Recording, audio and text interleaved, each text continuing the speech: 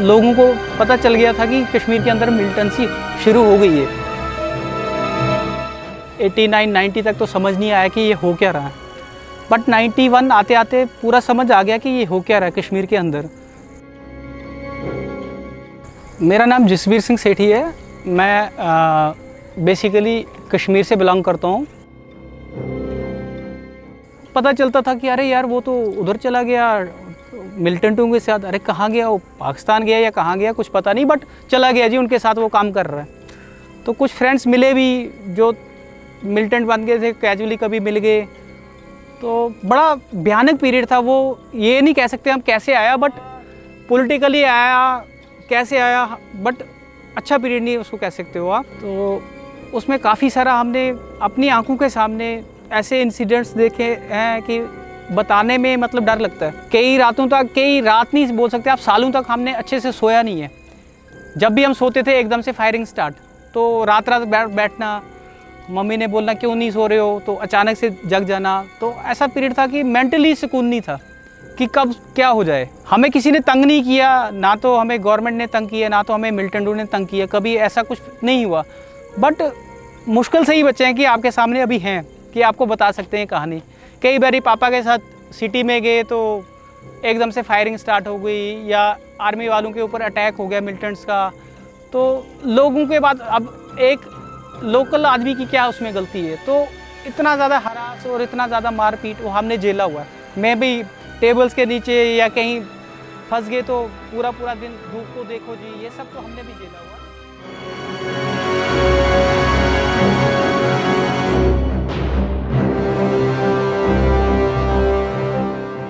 ना तो हमने, अभी हम सुन रहे हैं कि उस कंट्री में ये हो गया यार, उस स्टेट में ये हो गया, इतने मारे गए, मिलिटेंट्स आ गए, ये सब आ गए, नक्सलाइट्स आ गए। तो बड़ा अच्छा लगता था कि ये सोच के हमारा कश्मीर कितना। बट ऑल ऑफ सडन जब 89 क्रॉस होते होते हमने ऐसा पीरियड झेला है, सफ़र किया है, मतलब मेरे पास वो वर्ड्स ही नहीं आ रहे कि मैं आपको क्या बताऊं कि हमने कैसे दिन निकाले हैं।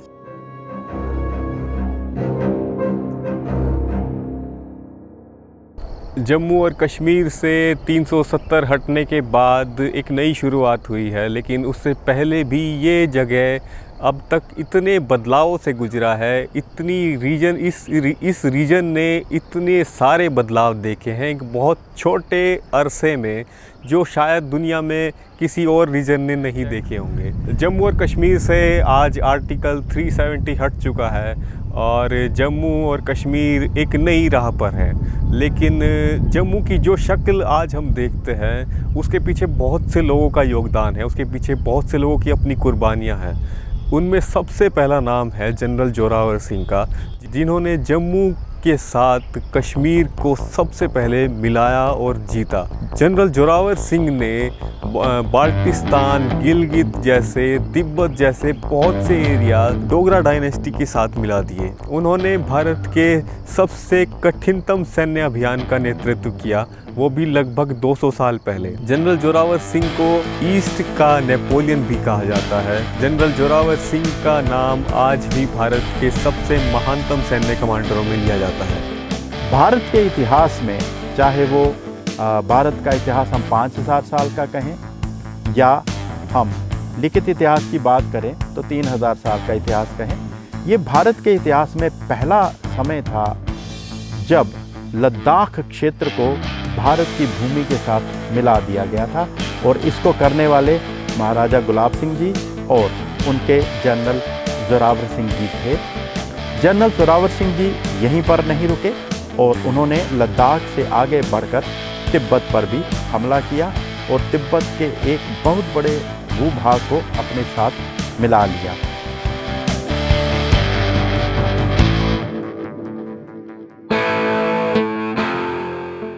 आज भी जो लोग भारत से पैदल मानसरोवर झील के दर्शनों के लिए जाते हैं, स्नान के लिए जाते हैं, तो रास्ते में तिब्बत में तकलाकोट नामक स्थान पर टोयो नाम के गांव में जनरल जोरावर सिंह जी की समाधि है, जिसको भारत से जाने वाले यात्री बड़े सम्मान के साथ श्रद्धांजलि अर्पित करते हैं।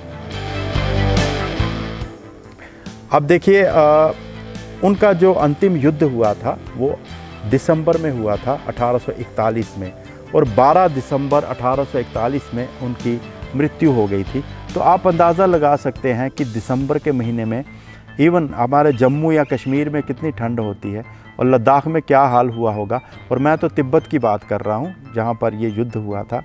तो उनके ऐसा हुआ कि उनके पास जो था खाने का सामान समाप्त हो गया था, क्योंकि वहाँ पर आबादी इतनी कम होती है उस एरिया में कि आप खाने का सामान अगर लेने भी जाएं तो आपको इतना सामान नहीं मिल सकता। ठंड की वजह से उनके जो सैनिक थे उनकी हाथों की उंगलियां और पैरों की उंगलियां गल चुकी थी, जिसको हम स्नो बाइट भी कहते हैं, गल चुकी थी। और जब युद्ध की नौबत आई तो उनके लगभग आधे सैनिक ऐसे थे जो हथियार नहीं उठा सकते थे। जनरल जोरावर सिंह का सैन्य अभियान आज भी एक केस स्टडी की तरह पढ़ा जाता है और ये एक मिसाल है कि उस वक्त लगभग 200 साल पहले जब टेक्नोलॉजी इतनी एडवांस नहीं थी, हमारे पास वो सब गियर मौजूद नहीं थे, हमारे पास वो सब टेक्निकल इक्विपमेंट मौजूद नहीं थे, ना ही टेक्नोलॉजी थी, ना ही मौसम का पूर्वानुमान शामिल था। उस वक्त जिस मिलिट्री कैंपेन को उन्होंने लगभग 4000 मीटर की हाइट पर लड़ा, वो आज भी एक मिसाल है और उसकी दाद आज भी विश्व के कई हिस्सों में बताई जाती है।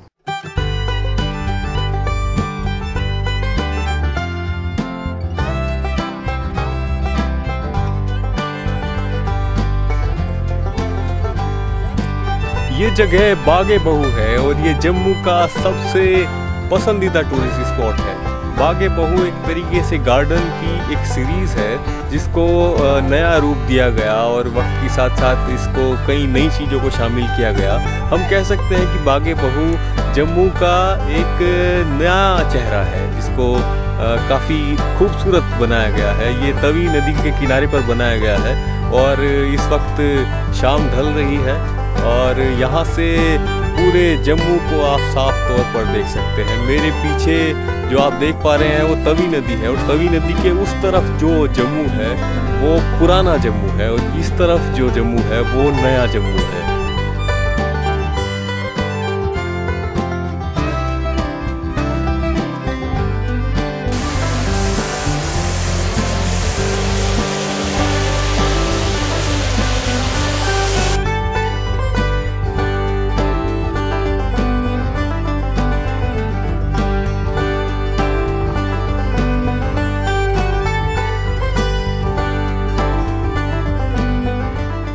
राजा अमर सिंह जी का जो महल था वो पूरा एक फ्रेंच आर्किटेक्चर का है और राजा अमर सिंह जी ने इसके लिए स्पेशली उस फ्रेंच आर्किटेक्ट को यहाँ पर बुलाया था और ये 1908 के आसपास की बात है जब वो महल उन्होंने वहाँ पर बनवाया था।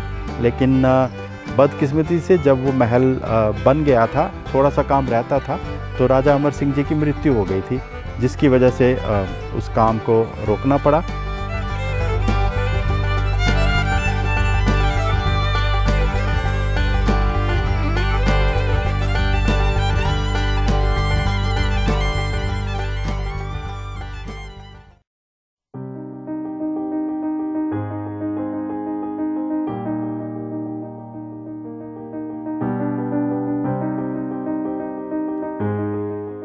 अभी का कश्मीर देखिए, कश्मीर तो पहले से ही अच्छा है, अभी भी अच्छा है, बट वो जो पीरियड था खराब वाला, होप्स हो कि वो अभी ना आए।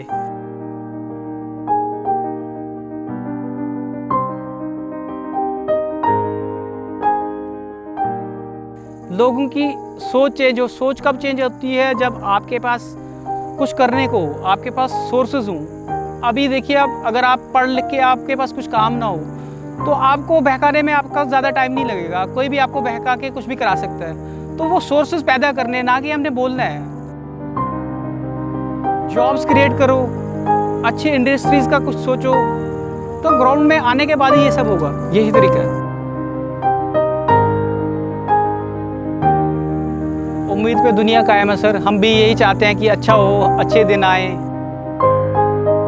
बोलने वाले ना आए, प्रैक्टिकली अच्छे दिन आए और लोगों को दिखें कि हाँ, हम अच्छे भारत में जी रहे हैं, अच्छा कश्मीर में जी रहे हैं। तो हमें वो कश्मीर दिखना चाहिए जो हमें 89 से पहले दिखता था।